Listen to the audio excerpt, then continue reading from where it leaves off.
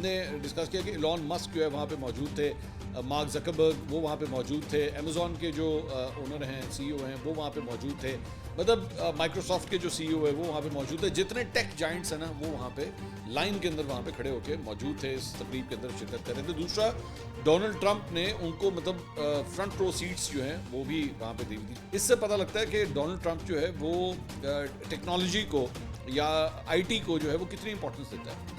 अब उसको आप जरा एक मिनट के लिए कंपेयर करें पाकिस्तान के साथ, मतलब हमारे यहाँ पे जो है वो फेसबुक का दफ्तर ही नहीं है, हमारे यहाँ पे ट्विटर का दफ्तर नहीं है, ठीक है, और जो ट्विटर है और उसका भी हमने गला घोंट दिया, एक्स जो है उसका भी हमने गला घोंट दिया है कि नहीं जी ऐसा होना नहीं चाहिए था। टिकटॉक जो है वो हम कई दफ़ा बैन कर चुके हैं यहाँ पे, यूट्यूब यहाँ पे जो है उसके भी यही मसले मसाइल जो है वो चलते रहे हैं। So this is how we treat IT, हम उनका ये हाल करते हैं। फिर हम इंटरनेट के ऊपर जो है वो फायरवॉल लगा देते हैं, जिसे कभी कभार हम फाइबर वॉल भी कहते हैं।